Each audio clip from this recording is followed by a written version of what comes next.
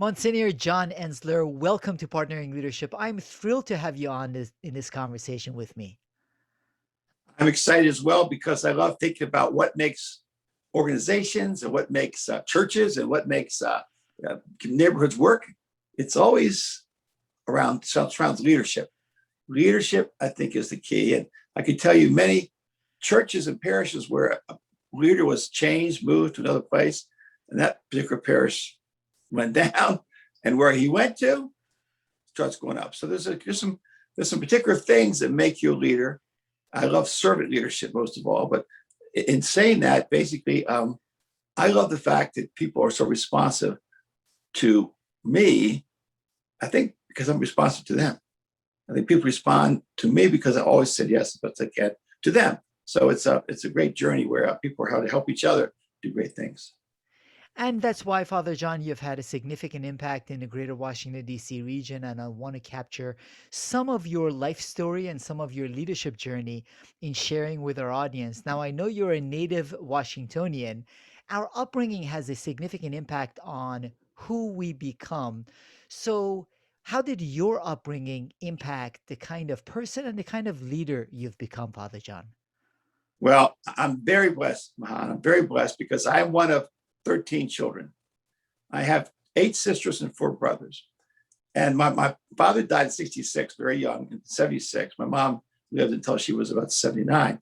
But what they taught about love, what they taught about giving back, what they taught about, welcoming people, inclusion, it really impacted me and impacts all of us.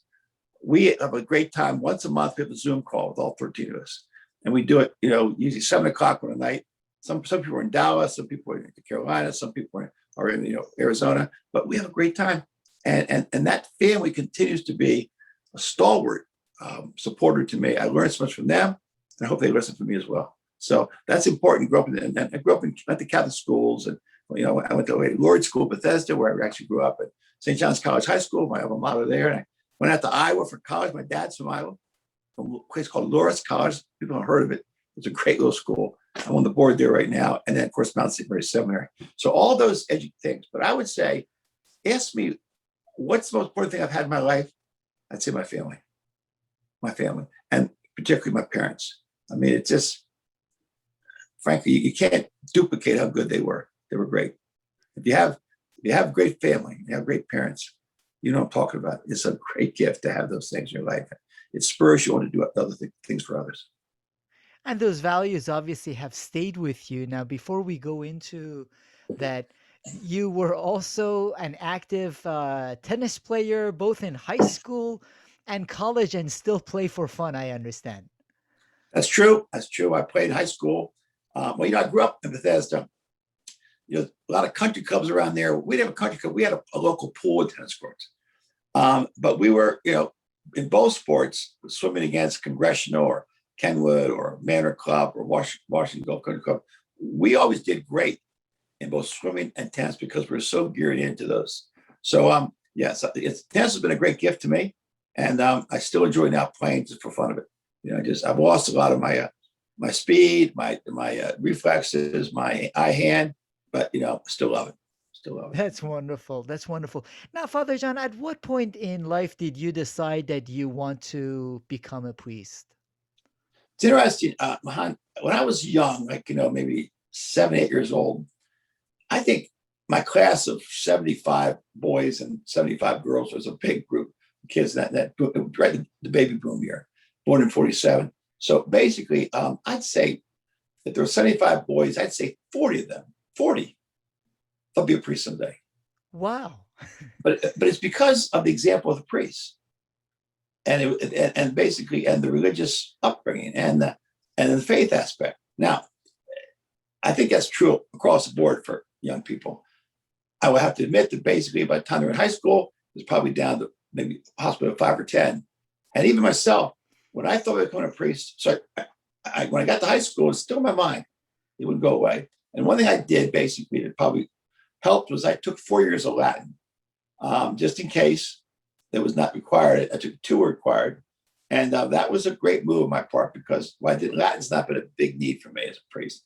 But that was when I began to realize that, this is something I might want to do. In college, I was pretty quiet about myself, but eventually you just realize, it's like you're running from God.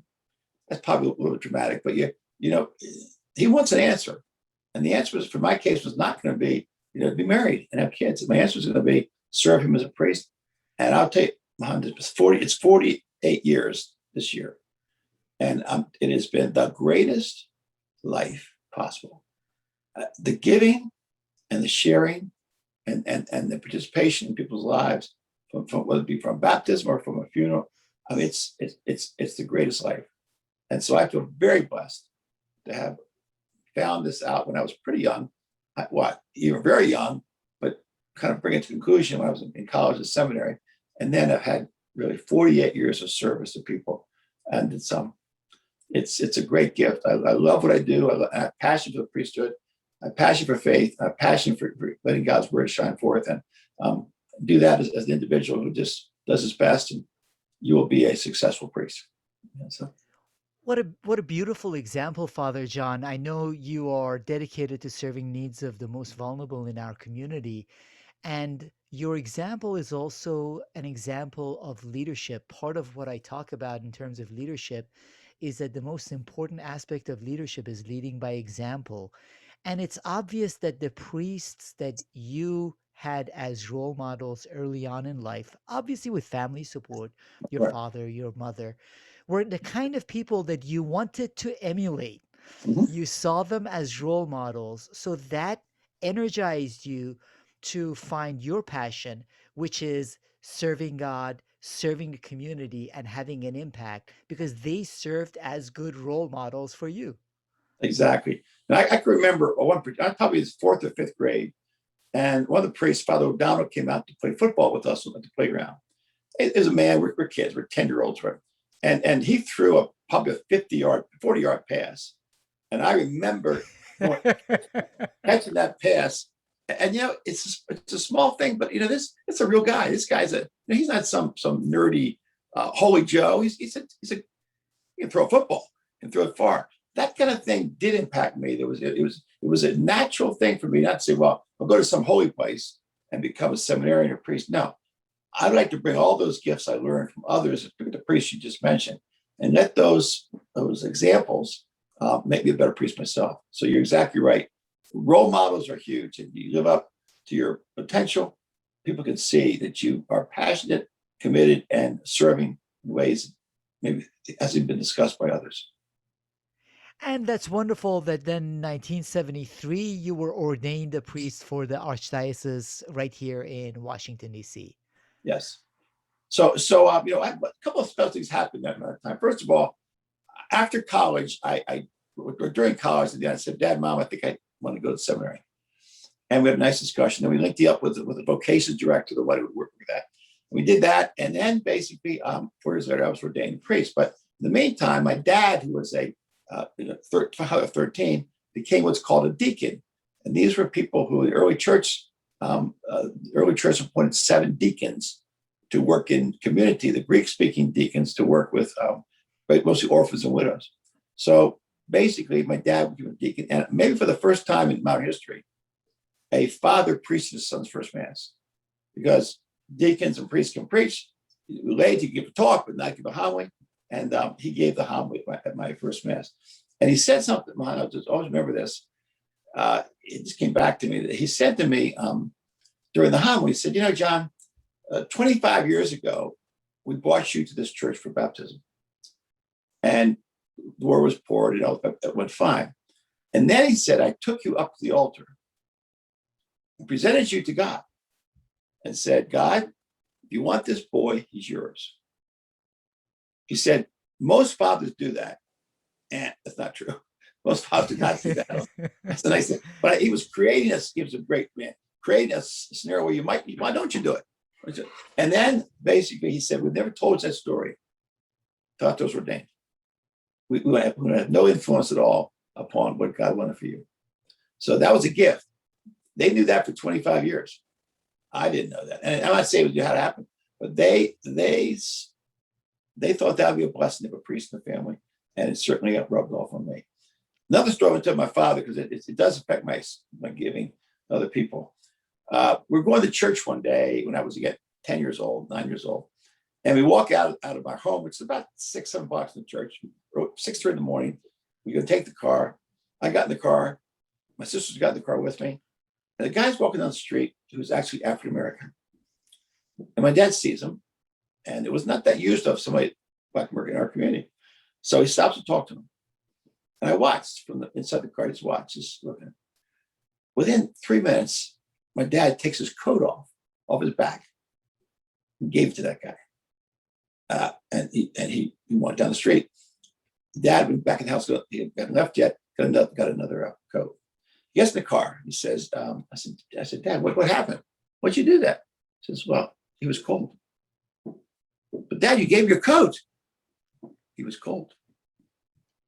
No need for discussion. He was cold. That's what you do. I don't really know, Mahan, if that was something he did for, as you just said, as a role model. I don't think so. He just did. That's who he was. But still, that impacted me. And when I got to Catholic Charities, I realized, I'm living out the legacy my father taught me. You give, and you share, and you help, and that's what you do in your life. If you do that, frankly, your life will never be anything but great. It's a blessing. So. What a beautiful example, Father John, because it's not the fact that someone does it because they want to be a role model. Right. It's the values they have show what is important and serve as a model. So your father behaved according to his values, his beliefs, his principles, which served as a role model for you as you continue to serve the community.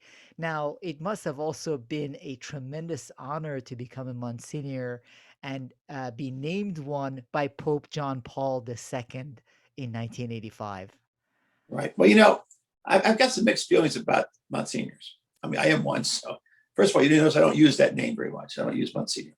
It's pretty formal to me. But I worry about this, Mahan. I know a lot of great priests who are not Monsignors. And what made me different? Not I was more skilled, not that I was more had more experience. It was that I was in a place where people could see my ministry. So the cardinal, others could see it. So I worked in youth ministry, CYO, I worked other things. They could see it. And so basically, I believe that, that all priests are good. Some maybe should become Monsignor, but not all of us. It's fine with me. The Pope recently, Pope Francis, changed that a little bit. He said maybe 5-6 years ago, no more Monsignors, except for people who have had long service to the church.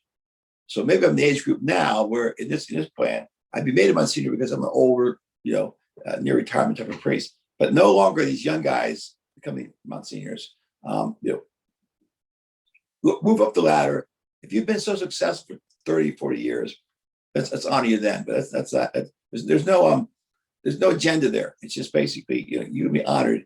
It doesn't mean you become a bishop someday. It doesn't mean you become a pope someday. It means basically that you've done good work, and we're going to honor that and celebrate that with people present.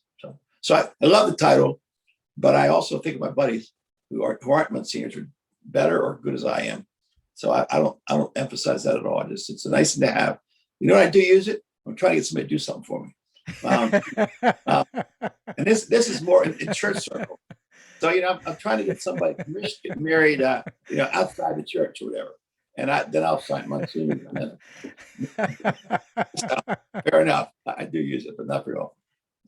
It is wonderful because you have that genuine humility to you, which is why you go by Father John and use the Monsignor when it serves the people which you look to serve and have done such a great job, including Monsignor with the fact that you helped establish Shepherd Foundation and Potomac Community Resources that have had a significant impact for more than a quarter century in the greater Washington, D.C. region. Yeah. Well, I give a lot of credit here to my buddies, my friends. Most of them, I'm not priests, these are married people. The Shepherd Foundation started with basically about 10 of us in one of my friends' houses.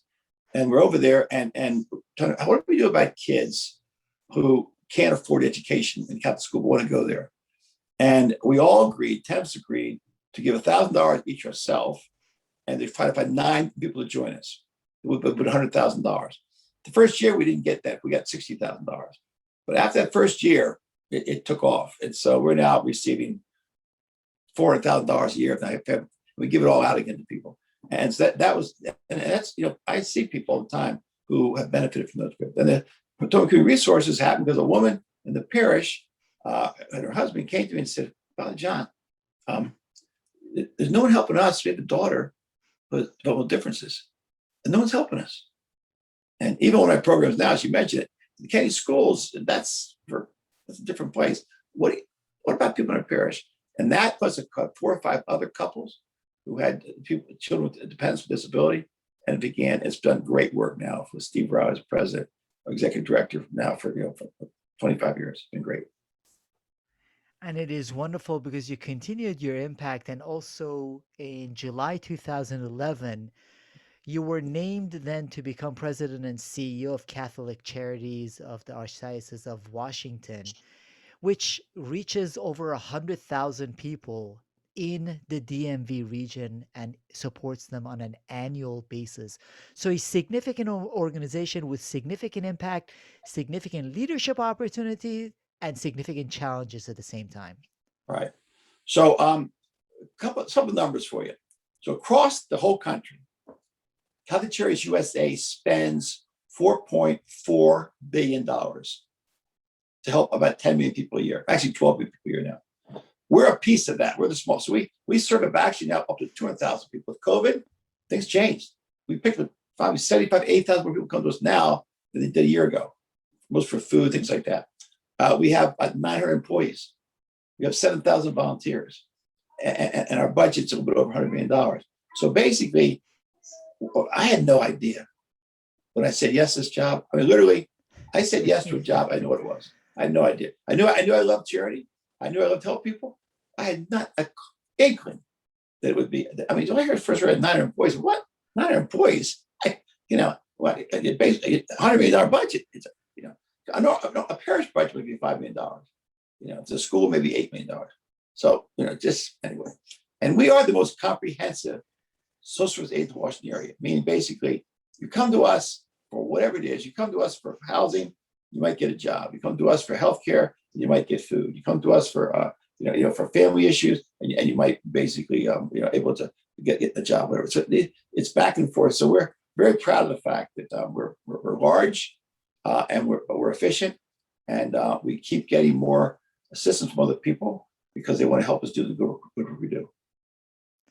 And Father John, obviously, it takes leadership and organizational skills. At the same time, to serve the most vulnerable in the community, you also have to be a great fundraiser, which Yes, you have proved to be. You raised over $100 million in the Archdiocese Washington Forward in Faith campaign to be able to do some of the good work that the Archdiocese does. that's right. Well, so basically, I learned a lesson years ago. I was at Little Flower, and he said, "John, I want to do a collection for youth." I work with youth a lot. Have retreats and picnics and sometimes dances. No, not good stuff for kids, wholesome stuff for kids. And a group, pretty much about 400 or 500 kids would come to these events. 400 or 500, on a weekly basis or monthly basis. There's a lot of kids. So he said, "I want to do a collection for you to help you out. So pick August, so month. We'll do an envelope, we'll send it out, I'll write a letter." And the letter went out to the whole parish in Bethesda and came back basically with about, maybe it was about, I'm going to guess, maybe $3,000, $4,000.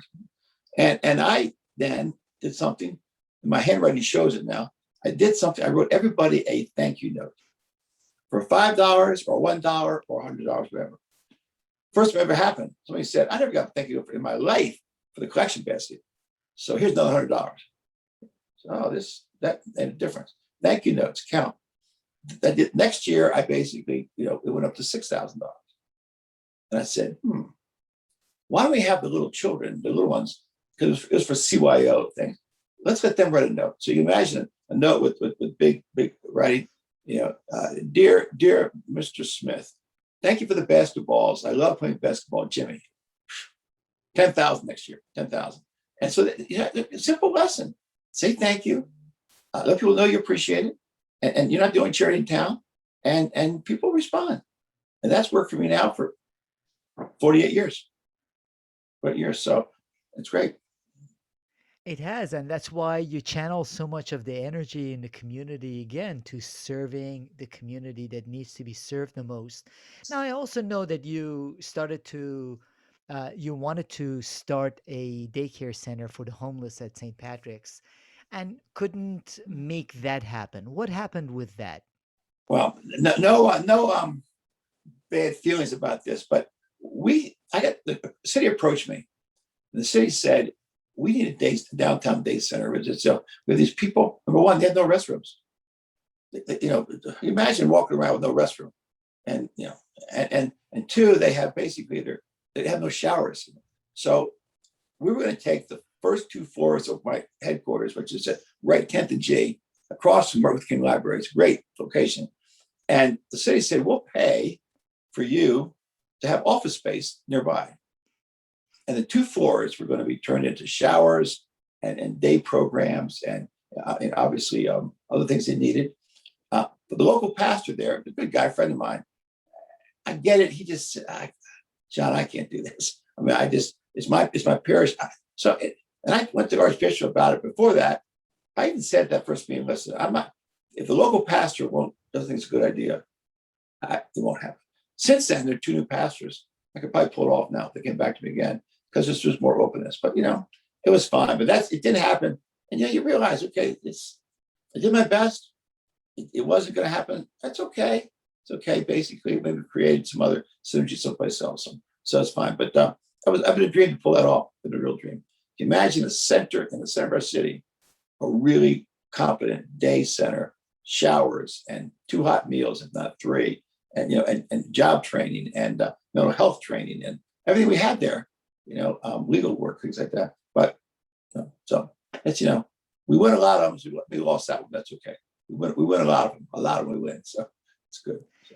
It is, and it's having that vision and continually going after it different ways, getting people engaged. And sometimes there are setbacks, and oftentimes there are many successes along the way, which is part of why you've been such an impactful leader for 40 plus years.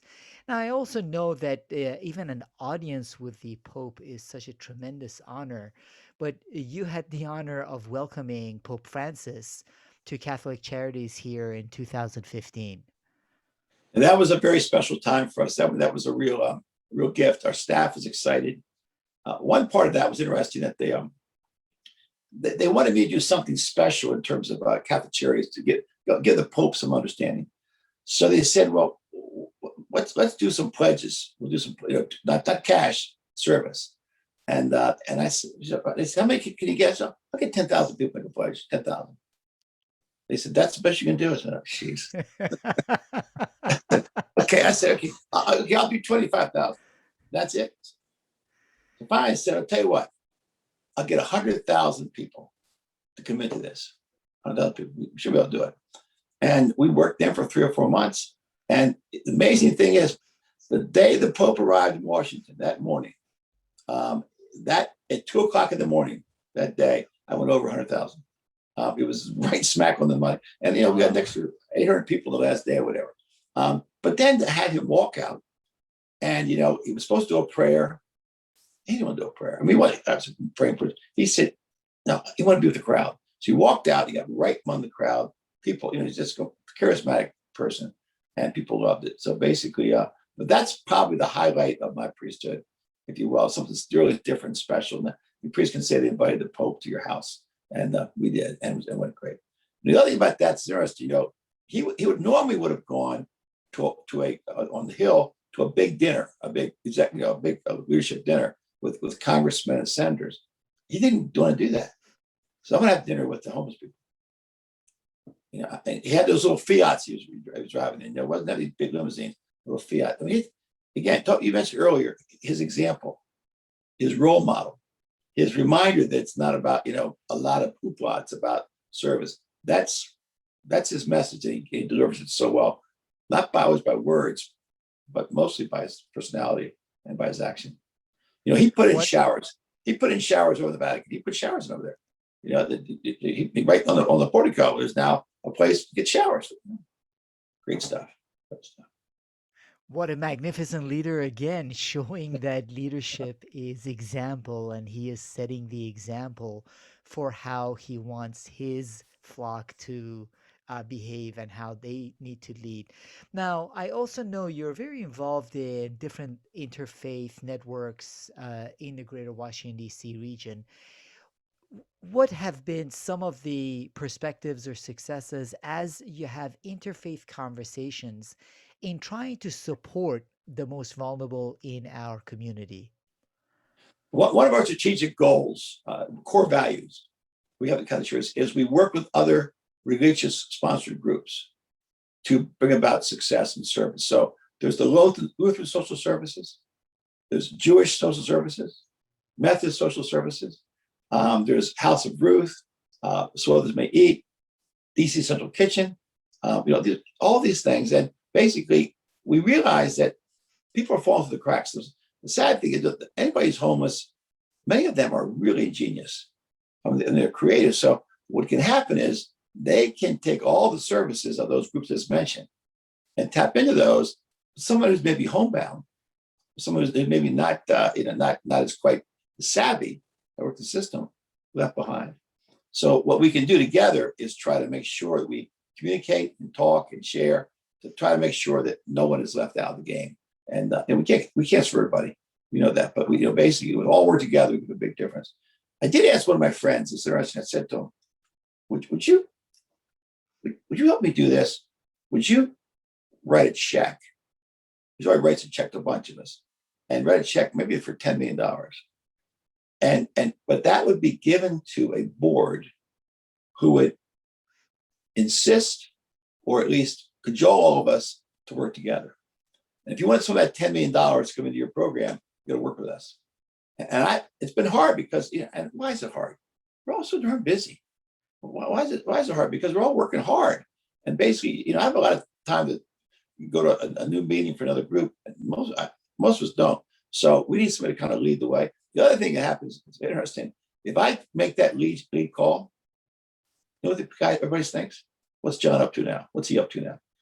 It's not jealous. It's just like, it's what's his idea. So I think it's something outside. We can kind of be that board chair, and then we can do some stuff together. And we need to do that. People should not be falling through the cracks without housing or whatever. We can make a difference. It is, and it is interesting that sometimes we become territorial with respect to the groups that we serve rather than, in some instances, coming together to have even a greater impact, which is a big part of what you have been after, Father John. A lot of the people that I know, respect, love, and admire have tremendous respect, love, and admiration for you, including John Viemeyer. That he talks about your leadership and how impactful your leadership is. Now, one of the things I was surprised with respect to your leadership is that you said learning to say yes in my ministry defines who I am. What do you mean by that? And how does that define who you are, learning to say yes? And how does it help you be a better leader and impact more lives? This might sound a little negative, but some of my brother priests, their first answer out of their mouth is oftentimes, most times, no. So I come and say, can I do something, here? We had a pastor recently we want to do a program here at your parish and serve food. We pay for it, we'd serve it. He said, no. I was like, I can't believe you said no. Why would you say yes to your people? But so I came with an idea many years ago that the most important word I can say is yes. And so if you ask me to do something for you, I'm going to say yes if I can. And by the way, that just played out. I asked a young couple to be the chair of with their sisters and brothers, chair of our gala next year. And the young man said, I got to say yes, don't I? I said, yeah. And I said, yeah, I got to say yes. Yeah, you should. So anyway, so it defines basically who I am, because I don't say many no's. And no's to me are more painful than yes. Yes requires some extra work sometimes, but a no means somebody's really disappointed and really feels like they're not that important. All right. I don't like that. I want to say yes as much as I can. And there's very few things I can't say yes to. I mean, there's very few things I can't try. And it may be what I call qualified yes. So he comes in for adoption. We don't have adopt services anymore. I said, we don't have that, but I can get you someplace in Baltimore or the Barker Foundation can help you. So so the yes is always a perfect here. We got you surrounded, but it's like, we don't have it, but we're going to steer you towards it. But it defines who I am. I mean, that's probably my tombstone. I bet it will be. That basically, he always tried to say yes. And his priesthood really changed others because that yes was always there for us. I believe it, and I try to live it. It is a beautiful way to think about it and to serve, Father John. Now, I know you're involved in a lot of different organizations, serve on a lot of different boards. One institution that is close to my heart because it had a significant impact on me is Georgetown University. And part of the reason it was really impactful, Father John, for me is that I went there for business school and there was such a heavy emphasis on ethics. Now, a lot of the students didn't like that. They wanted us to move up a couple on the rankings. And to do that, you have to put a little bit more finance or more marketing. And Georgetown was pretty tough on sticking with no, ethics is going to be a core part of this program. So you're associated with Georgetown and you serve on an initiative on Catholic social thought and public life. What is that all about, and what are you trying to achieve there? A very good friend of mine named John Carr, who was the founder of that, put 6 of us together. He used to work for the U.S. Catholic Conference. He was working with social justice issues for the Bishops' Conference, and not an easy job, because in that job you've got a lot of different ideas from bishops and try to pull like herding cats to get them all going the same direction. So it came time, maybe it's 65 or whatever, it's a step down, and basically began this process. And we were able to help him find some resources, some money, and during COVID, it's become super successful because many of us, once every other week or so, are on some kind of a call, a Zoom call, and you've got a great panel, and a lot of it's about ethics. It's about what values do you have? What does your character tell you should do? What are the things that basically mean a lot to you? And that those wonderful. I mean, actually, President Obama came one year. He spoke as part of a panel. They don't have to people come present part of the panel. The president gave a speech. How many of a president just part among 6 other people talking? People like David Brooks and Mike Gerson and many just great individuals have come, and many women too. To Carol Sheehan, and now we have another woman who helps out with it as well. So basically, it's just trying to, I think, raise our consciousness to the fact that there's a whole, we have to get our theology and our philosophy grounded, so when people ask, they get support. And so that's a nice thing that's going on, and I think we've got it now, and it's not just me but others, to a point now where we've turned the corner. The finances are less of a, there's still always be money, but it's not quite mouth to mouth. It's going pretty well. And it is great work. And as you said, and I truly believe, the ethics, which is core to the thinking, is really important for leaders all across industries and sectors. It's number one, two, and three most important for all of us to keep in mind. Now, Father John, you have had a significant impact all throughout your service to the community. When you're asked for leadership thoughts, leadership resources, where do you send people? What do you find as something that serves in terms of guidance for leadership for you? And what do you recommend for others on leadership? I have to admit, I don't have any particular books or particular method of doing it, but I think what I want to have happen is if someone wants to become a leader and then grow, I try to put in touch with a leader. So if I could be an internship with one, or it'd be so the leader becomes kind of, that's the lesson. I think of President Georgetown, Jack DeGioia, school called Don Bosco Cristo Rey out in Tacoma Park. Every child there is given a chance to have a job, and basically that job will allow them to pay for their tuition. And every child so far now is going to college, or at least except for college. But what did Jack do? Usually a job team of 4 people. Jack gave us, I think it's 4 job teams. And to pay for that, And they put one youngster in philosophy and one youngster in business school and one youngster in, and these young people were seeing a great university, and they were working in that office one day. It was part of the school year, and they worked there, and they got the chance to be, if you will, rub shoulders with wonderful people, men and women, and young people. So I think for me, it's find the right role models and get people to say yes to that, and then let that by osmosis begin to say, this is what I'm going to do. There's a story about a young girl named Jasmine, my assistant, Christy, who works with me. And Christy had just had a baby. Her daughter's now 7, so it's 7 years ago. And Jasmine was in our class at Don Bosco, and she basically needed a job. I said, okay, come be my assistant. I mean, she's like 17. Come be my assistant. It was just for summertime. But man, she said, I grew so much in that job. I said, well, she said, I was scared to death every day. You were scared. And so we were always smiling. I said, no, I was afraid to make a mistake. But imagine what she grew. And she gave a talk at one of our events, and the president of a college nearby said, you have a full year scholarship right now. I want you in my school, full year scholarship. So, and she was special, but she was a kid who I think also had role models, and is now a role model herself for the other young people. So, I want to say yes. I think that's an important leadership position.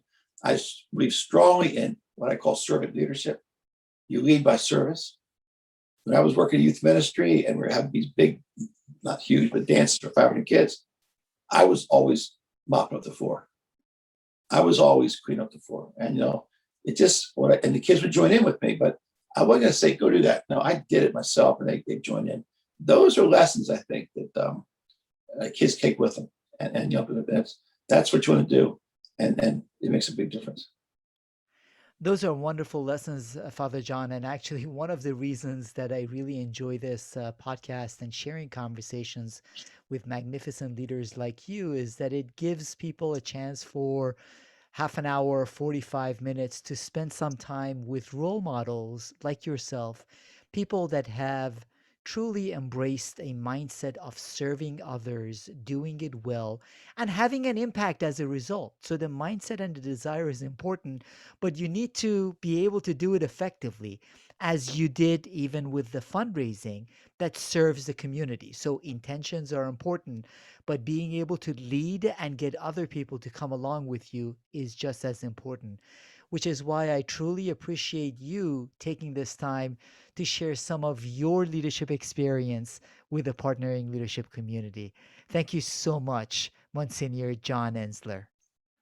And I'm honored to do this. I'm honored to meet you personally, virtually, but I'm honored to have that. And I hope that you'll call on me if I can help in any way to help the next generation grow up as leaders who can make a big impact upon our community. We need them, and that can seem come to their own. So let's tap into those sources and let's put to the work. So Thank you, Father John. thank you.